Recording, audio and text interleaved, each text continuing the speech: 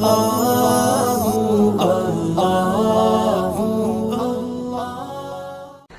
اللہ الرحمن الرحیم۔ تبت یدا ابی لہب وتب، بالکل ابتدائی زمانے کی صورت ہے۔ ٹوٹ گئے ہاتھ ابو لہب کے اور وہ برباد ہو گیا خود۔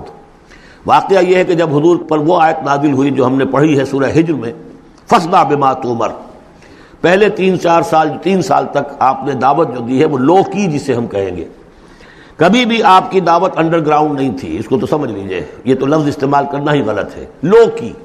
اور لو کی میں کیا تھا؟ پرسنل تعلق، پی کالز، لوگوں سے جن سے بھی تعلقات تھے، انفرادی گفتگو میں آپ اپنی دعوت پیش کر رہے تھے۔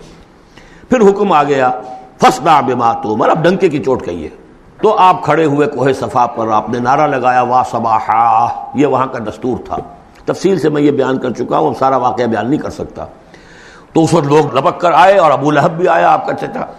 جب حضور نے وہاں اپنی دعوت پیش کی تو اس نے کہا تبا لک لہذا جمعتنا، ہم سمجھے تھے کوئی بڑی اہم بات تم نے بتانی ہوگی تو ہمیں بلایا ہے، ہم پہنچ گئے ہیں اور تم نے ہمیں اس کام کے لیے جمع کیا تھا، تو تمہارے ہاتھ ٹوٹ جائیں۔ معاذ اللہ ثم معاذ اللہ، نقل کفر نہ باشد۔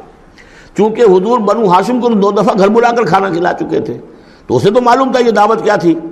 لیکن یہ جو طریقہ آپ نے اختیار کیا تھا وہ تھا جیسا کہ وہاں پر عام الارم کے طور پر ہوتا تھا کہ کوئی فوج کی خبر آئے، کوئی فوج حملہ آور ہونے والی ہے، تو جس شخص کے پاس بھی وہ خبر پہنچ جائے، وہ کپڑے اتار کے مادر ذات برہنہ ہو کر کسی اونچے مقام پر کھڑا ہو کر نعرہ مارتا تھا وا صباحا، ہائے وہ صبح جو آنے والی ہے، غارت گری والی صبح۔ تب لوگ سب دوڑتے تھے، جہاں تک آواز پہنچ گئی، جہاں تک نگاہ دیکھ رہی ہے کہ ننگا کھڑا ہوا ہے ایک آدمی اونچائی کے اوپر، دوڑتے تھے لوگ کہ کیا خبر ہے اس کے پاس۔ حضور معاذ اللہ ننگے ہونے کا کوئی سوال نہیں تھا، لیکن آپ نے آدھی بات ان کی اختیار کر لی جس کے اندر کوئی قباحت نہیں ہے، کہ آپ کھڑے ہوئے اور آپ نے وا صباحا کا نعرہ لگایا۔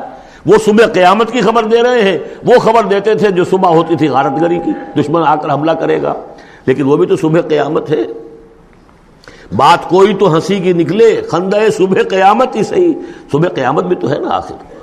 تو اس نے کہا آپ تمہارے ہاتھ ٹوٹ جائیں، تم نے اس کام کے لیے بلایا تھا۔ تو فرمایا تبت یدا ابی لہب وتب، اے نبی جیسے آپ کے دشمن جنہوں نے آپ کو کہا کہ اس کی تو دم ہی کٹ گئی، وہ ہوں گے جن کی دمیں کٹ جائیں گی، جن کا نام لیوا کوئی نہیں رہے گا۔ اسی طریقے سے جس نے کہا ہے کہ آپ کے ہاتھ ٹوٹ جائیں، ہاتھ اس کے ٹوٹ گئے۔ یہ تو چند سال کے بعد کی بات ہے، لیکن حقیقت میں عالم غیب میں تو اس کے ہاتھ کٹ چکے ہیں، تب اور وہ برباد ہو چکا ہے۔ ما اغنی عنہ مالہ وما کسب، کچھ کام نہیں آئے گی نہ اس کا یہ مال اور نہ وہ کمائی جو اس نے کی ہے ساری عمر اور جمع کیا ہے۔ سیصلی نارا ذات لہب، وہ جھونکا جائے گا آگ میں جو بھڑکتی ہوئی آگ ہے۔ اور لہب کا لفظ جو ہے اس کے اپنے نام میں بھی شامل تھا، یہ صنعت لفظی کہلائے گی، ابو لہب، کیونکہ وہ بہت ہی سرخ و سفید رنگت کا، بہت جیسے کہ انگارے جیسا اس کا رنگ تھا، اور آنکھیں بھی بڑی بڑی تھی، نہایت حسین و جمیل انسان تھا۔ اور اس کی بیوی بھی ام جمیل تھی، بہت ہی خوبصورت عورت تھی، اور یہ دونوں جو ہے یہ سمجھیے کہ بڑی ایلیٹ کلاس تھی اس معاشرے کی، اس کے پاس منصب تھا، یہ خزانہ وزیر خزانہ تھا حرم کا۔ چنانچہ اس کے بارے میں مشہور تھا کہ اس میں سے اس نے سونے کے بنے ہوئے ہرن چرا لیے ہیں۔ اخلاقی طور پر اس کا جو ہے وہ بدنامی اس درجے کی تھی، لیکن یہ کہ حرم کا خزانہ جو تھا وہ اس کی تحویل میں تھا، تو بڑا اونچا منصب دار تھا۔ تو اس کے لیے یہ کہا کہ جیسے یہ دہکتا ہوا انگارہ ہے، اس کو رنگ ہم نے دیا ہے، ایسی ہی دہکتی ہوئی آگ میں ہم اس کو جھونکیں گے۔ وامرأتہ، اور اس کی بیوی کو بھی۔ کیوں؟ یہ بھی اتنی ہی دشمن تھی حضور کی جتنا کہ ابو لہب دشمن تھا حضور کا، بلکہ یہ کہنا مشکل ہے کہ بیوی زیادہ دشمن تھی یا یہ کہ یہ شوہر زیادہ دشمن تھا، دونوں۔ اور میں بتا چکا ہوں آپ کو سورہ تحریم میں جو 3 مثالیں آئی تھی، بہترین عورت بدترین مرد کے گھر میں، فرعون کی بیوی آسیہ، بدترین عورتیں بہترین لوگوں کے گھر میں، بیوی حضرت نوح کی اور بیوی حضرت لوط کی۔ ایک وہ جو نیک سرشت تھی اور نبی کی گود میں پلی، وہ حضرت مریم سلام علیہا، اور یہ بدترین شوہر اور بدترین بیوی۔ وامرأتہ حمالۃ الحطب، جو اٹھانے والی ہوگی ایندھن کو۔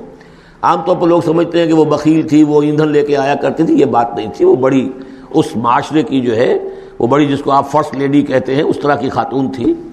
اصل مطلب یہ ہے کہ یہ اس وقت جو حرکتیں کر رہی ہے، یہ اپنے شوہر کے آگ کے گڑھے کو اور بھڑکانے کے لیے ایندھن لا رہی ہے۔ فی جیدہا حبل من مسد، اس کے گلے میں جو یہ ہار پڑا ہوا ہے موتیوں کا، حقیقت میں یہ اس رسی کے مانند ہے جس رسی کے اوپر یہ اب جائے گی آخرت کے اندر، تو وہ لا کر ایندھن اسے باندھ کر اور جہاں شوہر جل رہا ہوگا وہاں پہ اس کو ڈالے گی اور دہکائے گی اس آگ کو. یہ ہے مراد اس سے کہ در حقیقت وہ اٹھائے گی وہاں حطب لکڑیاں، اور فی جیدہا حبل من مسد، اس کے گلے کے اندر یہ جو ہار ہے یہی اس کی رسی بن جائے گا. بارک اللہ لی ولکم فی القرآن العظیم ونفعنی وإیاکم بالآیات والذکر الحکیم.